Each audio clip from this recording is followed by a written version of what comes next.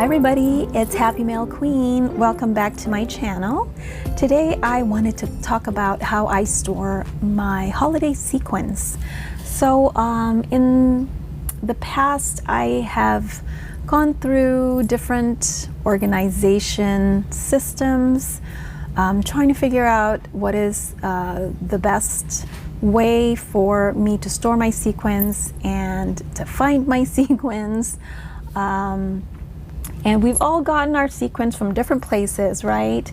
The Dollar Tree sells them like these. You can get them at the Dollar Tree. And Michael's, in the past I've gotten these tubes that are full of sequins.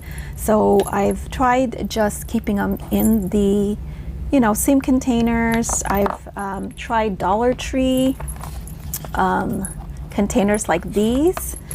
It's small. You can pretty much put them in your bigger bins to store your Halloween or your holiday sequins. So I've tried that. I've tried bigger cases like this. These I reserve for my design team sequence mixes that I receive. So this way I can kind of keep this along with other things like charms and other things that are sent to me from my design team. But sometimes it's just harder to have like different containers, and they're in different places, harder to find. That's the trouble that I came across when I kept them in the same containers. And I do have large bins where I store all my seasonal stuff, but then, I have to pull all that out in order to get to, just the sequins. And that just was not quite working out for me. And so I decided to go back to my original way of storing sequins, and that is the Craftmate containers, and or the Lockables, I should say, the Craftmate Lockables. You can get these at Michael's, you can get them at Amazon, which sometimes are expensive though, so you have to kind of watch the prices on Amazon to see how much these are right now. The last time I checked, these are $32, which is way too expensive. At Michael's, they do sell them in bulk. I believe you can get 6 of these storage folders with the containers for, can't remember, I think it's like $90 maybe, but you get 6 of them.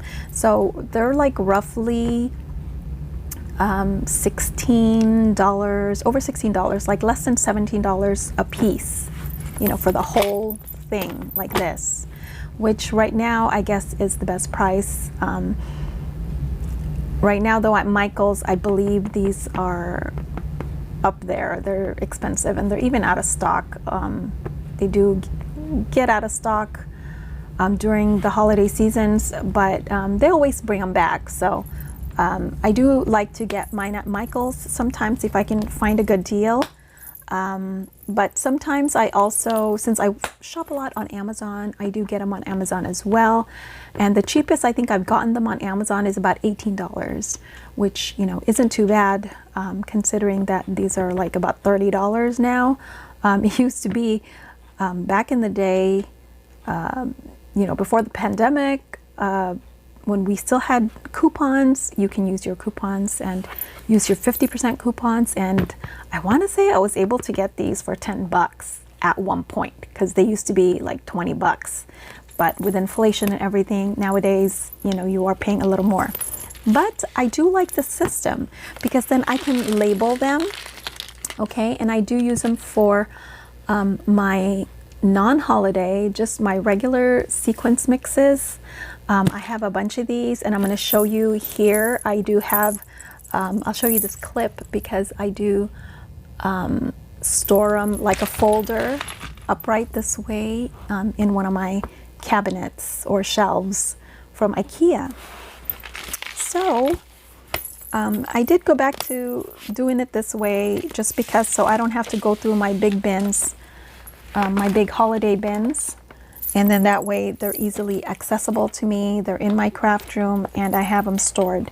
Now, right now, you know, I've accumulated so many sequins. So, but not quite to fill a full case like this. So right now what I have here, I do have my Halloween beads. I have lots of my sequins, which is taking up a little bit more than half of this. And I have my flat backs, and I have like buttons, anything that has to do with Halloween. So let me just show you. So I started out with just actually organizing my beads, and so these are all Halloween beads. And then I found that I had some resin pieces and flat backs and charms, so I went ahead and also stored it in here. And here are just some of my charms, just some of the Halloween charms. I have more charms than that, but these are just the really colorful enamel ones. The buttons, I only have this one button right here, and then this here, this and the rest of it right here on the left, these are all sequins. See, these are all sequins. Here are my spiders, my purple ones. This is a sequins mix that I had gotten, or somebody gave it to me. I think they were from Target, because you know, now I can store these. And I do love the little jars. It's so nice, and I do like to keep them in here sometimes if I'm gonna gift it. But just for me, it's more convenient to just have it in these lockables, because they do lock. You know, you have to open it here, press on that, and then open it, and then it's locked. And they don't spill. They don't go on the next compartment. I love the way these store. So this is how I like to keep my sequins. And the reason I did it this way is because as I continue, as my sequins mix and sequins grow, I can just remove these and then relabel it. So like I can take out, if I get more beads, then I'll start another folder that is just beads and flatbacks maybe, or just beads and charms. And then I'll keep, you know, all my sequins mixes just in one folder. But that's the beauty of it, is that you can remove, you know, the compartments, and you know, you can switch them around if you need to, which you can't do when you have, you know, like just one big box like this, unless you don't mind having just a bunch of these containers. So if you want to do that, but for me it's just harder to find. I like everything in one system, and yeah, and this is what works for me. So I thought I'd go ahead and just share that. And I did get I was inspired to put my sequins in these containers by Tara, who is Nurse Tara. She at one point was promoting See Right sequins, and she had a bunch of sequins that she was storing, and she used this system, and I just really love it. And like I said, I've tried other ways to store just my holiday sequins, but as I've accumulated a lot, this is really the best system for me. So anyway, just sharing that little tidbit with you guys today. And speaking of sequins, I did make some sequins mixes that I thought I'd go ahead and share with you guys.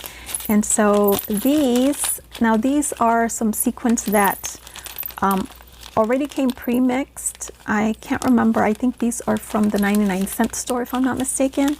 But what I like to do is add, you know, to it. So I did add some black spiders in here, which you kind of can't see, but I do have here this. I have some large black spiders, and I added some holographic ones. These are clear holographic disc sequins from See Right Sequins. And this is just a great way to share with your friends. And I've already made a little topper. I've already showed you guys this rosette on one of my last videos.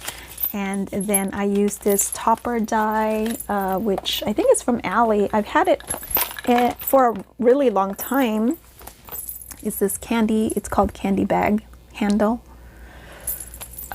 So I use that one to create my topper. So yeah, that's just some ideas that you can do. Just mix your own sequins. I know a lot of us do that. Here's one that I think is from the 99-cent store, and it's pre-mixed again, but I added some of my own. So I added some black holographic ones because it already came with these holographic ghosts. And then I also added some more spiders because I have a ton of spider sequins that I think I got from either Michael's or Hobby Lobby. And this is just a great way to share, you know, with your crafty friends. And I'm going to be sending more boo baskets, or boo boxes, I should say. I did boo one person already, so she should be getting hers. She should have gotten her package already. Here's another one, and this time, see, these two, I thought these went well with the Andrea Bethke collection, because this is this ephemera here, or I cut it from her paper, Andrea Bethke's Trick or Treat, because it has some purples in it. And then this one here is from Frank Garcia's 31 collection, as you can see here, the little ghosty. And this one, what I did was, this mix had some purple in it, or like a dark pink. I took all of that out, and then I added some black spiders. I added some pink holographic ones, the discs, and then some pink sequins. And then I made my own to match the collection. So I thought that was really pretty. So it's a great way to, you know, match whatever collection you're working with. So that is my sequins share for today. I hope you guys found it helpful, and thanks again for stopping by my channel. I really appreciate it. And if you haven't subscribed, please subscribe and give me a thumbs up, and I'll see you guys on my next video. All right, bye.